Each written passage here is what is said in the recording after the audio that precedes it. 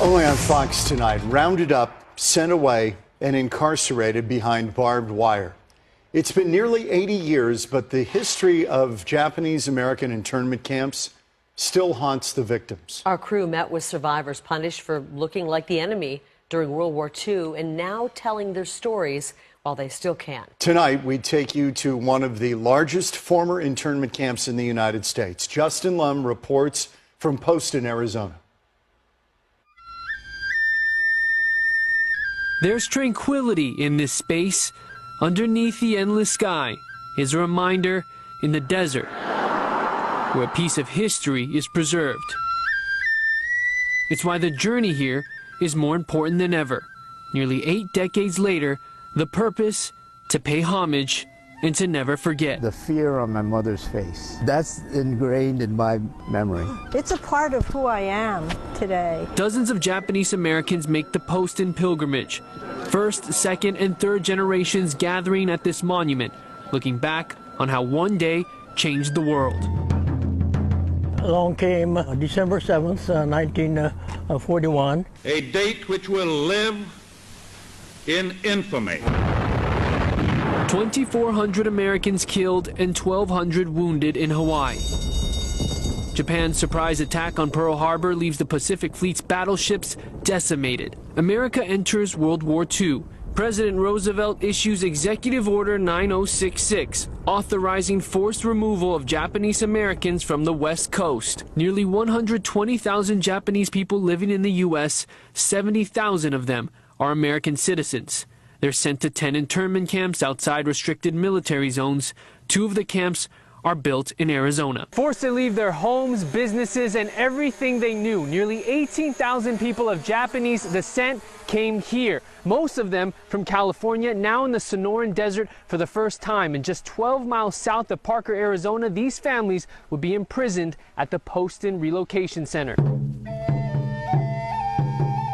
With just days to pack their items, families boarded trains and buses for the unknown. At 6 years old, Ruth Okimoto and her family left San Diego, taken away by soldiers armed with rifles and bayonets. The government put us on a train and sent us to the Colorado River Indian Reservation, and there we stayed for the next 3 years. James Tajiri, also from San Diego, spent his teenage years incarcerated, sleeping in a barrack like this one. It was a small room, 20 by 25 feet square room, and when we went in there the first day, there was nothing there but a cooler system, a wall, and a heater, and then one light bulb. We had a pillowcase, we filled it with straw. Tajiri tried to enlist in the army twice, but got rejected for being Japanese. Disappointed, he returned to Poston. I bought a Greyhound bus ticket, and I went back to Poston. Tajiri finally got drafted, but the war ended before he completed basic training.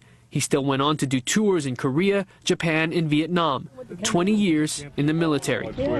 For children, Poston meant exploring the desert. Under the barracks, there were scorpions, and we would catch them. I mean, lasso them. And lasso them together, tie them together, and let them run around. The inmates of Poston made the best out of the situation, even building their own school, an irrigation system. Norman Ikeda says his parents never showed frustration of being incarcerated. Our parents are known as the quiet Americans. They didn't complain about anything. But 77 years later, survivors are speaking out, telling their stories, reflecting on the injustice they lived through so long ago, and not holding back on what they believe it truly was. It was a concentration camp. The only difference between America's concentration camps and what happened in Germany and Italy and everywhere else in Europe is that they didn't send us into the gas chambers. And Ikeda believes there are parallels between the Japanese internment camps and the crisis at the U.S.-Mexico border. What's happening at the border is exactly the same thing that happened to us. But it's worse because they're taking the kids away from their parents. For some survivors, Poston is their second home, a dark time in U.S. history, bonding Japanese Americans. It's embedded in my blood. Making the pilgrimage means something to survivors, a past you don't run away from, but instead fully embrace. Poston means a difficult time in American history that I hope doesn't repeat itself. That's what Poston is to me.